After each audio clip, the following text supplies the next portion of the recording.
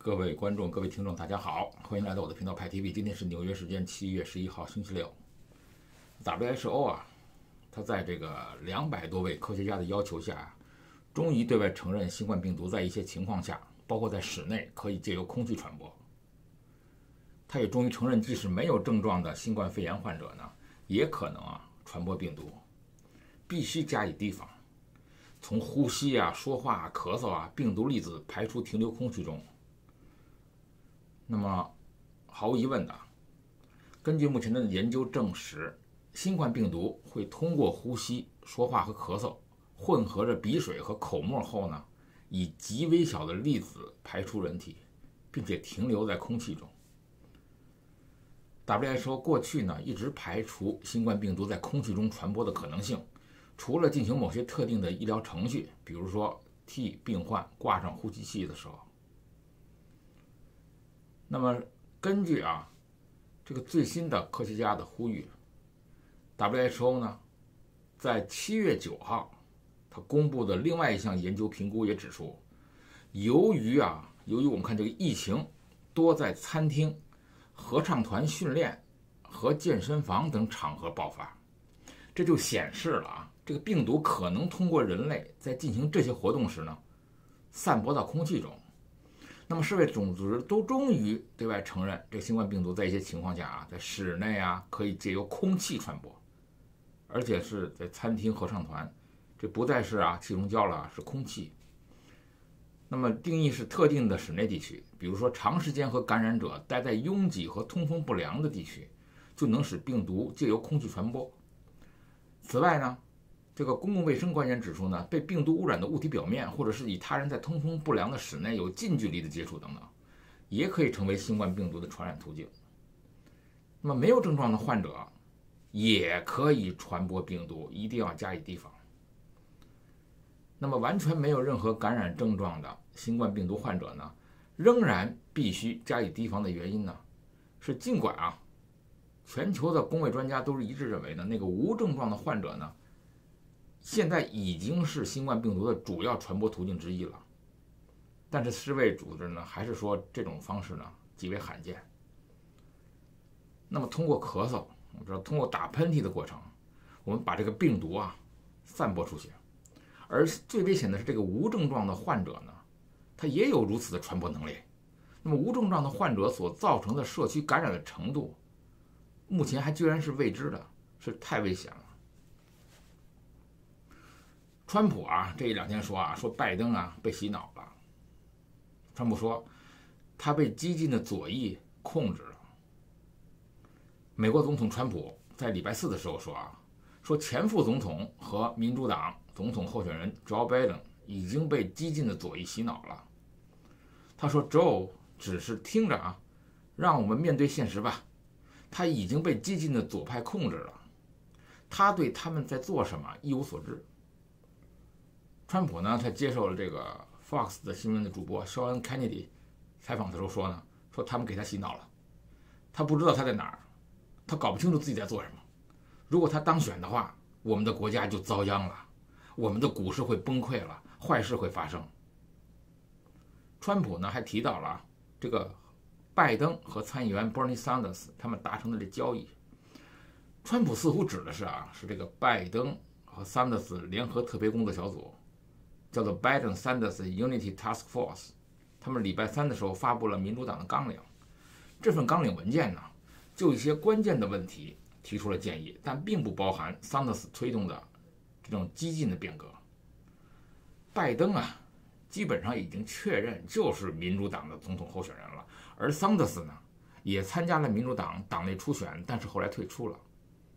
Sanders 的支持呢，是支持民主社会主义。在共和党中呢，桑德斯呢属于激进的左翼。川普告诉那个 Hannity 说，拜登即使达到他个人的最佳状态下呢，也比 Bernie Sanders 更糟糕。川普说他完全被控制了，我认为是因为他不明白发生了什么事情。74岁的川普驳斥了有关77岁的拜登因为年龄原因不适合担任总统的指责。他说他认识一些人在他们80多岁、90岁刚出头时， 100%的思维敏锐。川普重申啊，他说希望拜登参加认知测试，就跟川普自己曾经参加过一样。川普说那次测试呢，他通过了。他说我最近参加了一次认知测试啊，当时激进左翼说啊，他都在吗？我证明了我的认知能力啊，因为我通过了测试，他也应该接受同样的考验。对于川普的攻击，拜登阵营的这个发言人呢，还是没有立即发表评论。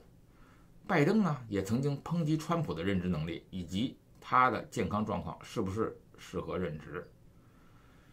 那么根据美国民意调查公司拉斯穆森的报告啊，他说近40%的选民啊，现在目前为止认为 Joe Biden 患有痴呆症。大多数的选民，包括刚过半数的民主党人，认为这位可能的民主党总统候选人呢，必须公开解决这一问题。那么全国的电话和在线调查发现啊，38%的美国选民认为啊，拜登患有某种形式的痴呆症。根据他所见所闻，48%的人呢，他不同意这个观点，虽然44%的人呢是不确定。Joe Biden 他在党内啊，目前是只有20%的人认为他有痴呆症，但相比之下呢，66%的共和党人和30%的不属于任何一个主要政党的选民呢，认为拜登患有痴呆症。批评者是认为这个拜登啊，他频繁的失误和混乱的言论，表明了他患有老年痴呆症。61%的选民认为拜登公开解决痴呆症的问题很重要，其中41%的选民认为非常重要，36%的人认为拜登就这个问题发表意见并不重要，而19%的人认为根本不重要。值得注意是啊，这个拉斯穆森报告呢，在问题中并没有对这个痴呆症进行定义。那么理论上说啊，这个痴呆症呢是一种通常进行性的病症，比如说阿尔茨海默病啊，它的特点呢就是出现多种认知障碍，比如说记忆障碍啦，比如说失语症啦，无法完成计划啦，而且完成复杂的动作了。那么从这个调查报告来说哈，那么主要的发现是多数的人他们都认为拜登有这个痴呆症。虽然86%的选民表示说候选人的健康状况对于他们的投票很重要。56%的选民认为所有的这个主要的总统候选人呢，至少就应该向公众公布他们最近的医疗记录。51%的民主党和无党派选民呢，都同意拜登公开解决痴呆症的问题很重要。81%的共和党赞同这一观点，而且是男性比女性更可能认为拜登患有某种形式的痴呆症，并且更重视他公开就此问题发表评论。老年人最有可能认为拜登患有老年痴呆症，年纪越大的选民越有可能认为这位白宫候选人公开就此问题发表评论是非常非常重要的。而且在认为拜登患有老年痴呆症的选民中93%的选民认为他公开谈论这个问题很重要，78%的选民认为非常重要。在5月中旬的时候拜登仍在正面对决中击败了川普总统。那部分的原因就是选民对这位前副总统处置后冠状病毒经济的这个信心呢稍强，而1/4的黑人选民呢同意拜登的观点，认为选择川普而不是拜登的黑人选民不是真正的黑人。拜登后来为这一言论道歉。当然近期美国参议员玛莎·布莱克本还有这个凯利·劳弗勒提出了一个新法案呢，他来阻止外国人呢为了子女取得美国国籍呢，为这个目的呢赴美生子。那么根据这个英文媒体的报道这个布莱克本呢，他办公室发布的新闻说在过去20年里，那么生育旅游就发展成为了一个庞大的行业，每年有成千上万的人利用这个移民法漏洞，而我们国家的公民身份呢不出售给那些来自其他国家而到这里生育的人。生育旅游的人中呢，这个中国人和俄罗斯人的居多。而根据这个网上平台估计呢，2012年的赴美生子的中国人大约是1万名。这项名为《禁止出生旅游法》的法案呢，将修订移民和国籍法，并禁止以生育理由为获得 B 类非移民签证的依据。美国国务院呢，它其实是在1月份的话已经发布了新的规定啊，比如说怀孕女性的美国之行的目的呢，如果是在美国生子，那将不再获得发签证。那么公民身份呢，是为那些热爱我们伟大的国家，希望为自由做出贡献并维护自由的人提供的，而不是为那些随时可以回来获得第2个公民身份的人。那么总部是位于华盛顿的美国移民研究中心的研究主任，这个人叫做史蒂芬·卡塔罗拉，他写道啊，是估计啊，每年是差不多有2到2.6万的游客是为了生子而来到美国的。最新一个不太好消息啊，是中国的这个快舟11号运载火箭啊，它10号首飞失败了。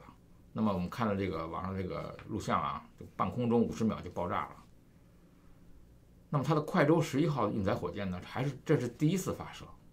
升空不久呢，它就冒烟了，就变成了又放了一个大爆竹。那么它是在酒泉的这个卫星发射中心进行的首次发射，而这个火箭发射呢出现异常。那么又是什么原因呢？又归咎的是不是芯片原因啊，还是技术问题啊？那么快舟11号的运载火箭呢，它是由中国航天科工集团研制的，是种全固体燃料的运载火箭，直径是2.2公尺，是目前运载能力最强、舰体直径最大的新型固体的运载火箭。原定于2016年底的2017年首飞，推迟到了2020年，还是以首飞失败告终。我们知道美国这2年啊，不断的使用大棒来制裁啊，玩弄这个发明的这个长臂管辖，这是一种株连九族的方式。上次我们几次节目我们谈过了 SWIFT， 今天呢需要更多的一些详细的解释。我们知道众所周知啊，美国是世界上最大的经济体，是最大的市场，是通用货币美元的提供者，并且还有着最强大的武器。但是仅仅凭着这些想要把自己的意志啊贯彻到世界的每一个角落呢，其实还是有难度的。尽管美国的盟友众多，但其中老老实实听美国话，把美国法律当成自己法律的大有国在。但是呢，在很多问题上，这些盟友呢还是有自己的利益的，也不会完全的就听从美国的指挥。比如在伊朗问题上啊，欧盟就很不服气美国撕毁核协议，想不听从美国制裁伊朗的指令。美国的军事力量是全球第一，众所周知的，但是它还没有到了可以为芝麻小事就出兵抓人的地步。巴拿马的诺列加不算啊，那是因为美国要控制运河，而中情局确实是无孔不入，满世界培养了一批带路党。但是要想把跟每个美国这个制裁对象做生意的公司都一览无余的话，恐怕不容易。那么美国怎么办呢？那么为什么每次美国就说我制裁你，制裁这个银行，它就能做到呢？这就要说到这个本来是做生意很方便的工具，这个 SWIFT 系统 SWIFT。早在上个世纪70年代之前呢，因为当时全球化也没有真正铺开，所以国际贸易的数量呢跟今天是无法相比的。那么世界各国银行之间呢进行了贸易汇款结算的时候呢，都是通过电传系统，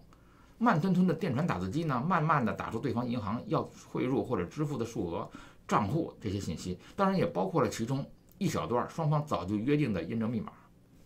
但是国际贸易呢逐渐兴旺起来，银行间往来的账目成倍增加，那么靠着这个老式的慢吞吞，这电传就处理不过来了。那么时间拖延对于千变万化的外汇市场不是小事情，所以因为银行间来往的数额巨大，那么汇率差很可能造成银行严重的负担，并且因为电传信号传输本身就是明码的，虽然内容用双方约定的密码加密，但是验证码存在于电文中，那么将它破解就不算太难。那怎么办呢？那么这就是在1973年5月份啊，来自美国、加拿大、欧洲的15个国家的239家银行宣布正式成立了 SWIFT，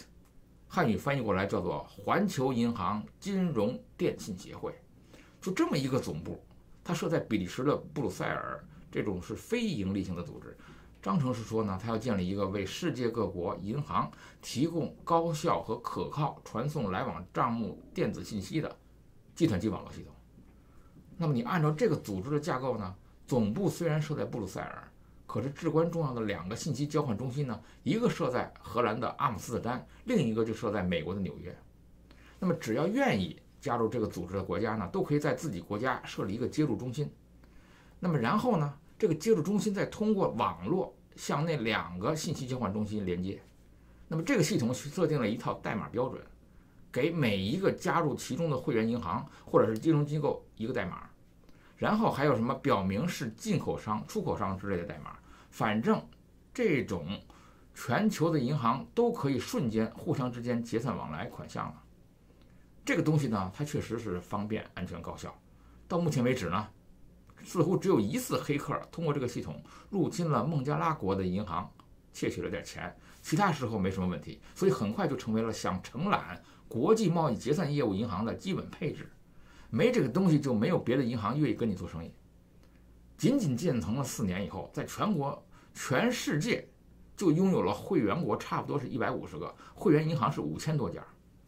SWIFT 系统的每天处理的 SWIFT 电讯的300万笔，最高峰的时候达到330万笔。那么它的服务呢，已经遍及了207个国家，接入的金融机构超过了8100家。那么因为银行和证券公司和交易所之间呢，也经常有大额的款项往来，所以他们呢也经常是这个协会的会员。就说句不好听的，你在街这边的银行啊，你向马路对面的银行，你去汇去一笔美元，它都得从这个系统走一圈。现在呢，如果你在世界其他地方打工，你想把一份工资汇给国内的家人，最快捷的方法就是在当地银行里开一个账户，然后填写了一个包括你家人开设账户的银行的 SWIFT 代码的汇款单，这笔钱存进去几乎瞬间就到了你家人的账户上。这就方便了美国啊，虽然表面上是方便了你，别忘了这里有一个信息交换中心是在美国纽约。美国政府的情报部门呢，它随时就可以轻松的看到在这个网络上运行的每一笔款项的来来往往。理论上 SWIFT 是一个由金融机构共同拥有的私营股份公司，按照比利时的法律登记注册，由会员银行和其他金融机构协同管理。不过考虑到美国的银行啊多，而且是本钱大，所以这里真说了算的人呢还是美国人。所以美国人是听谁呢？听美国政府的。那么这是没什么好质疑的了。别看什么苹果啊、谷歌啦、Facebook 啦，好像各种跟美国政府要叫板，说是要确保什么信息自由。那么美国政府，那么只要断供令一发，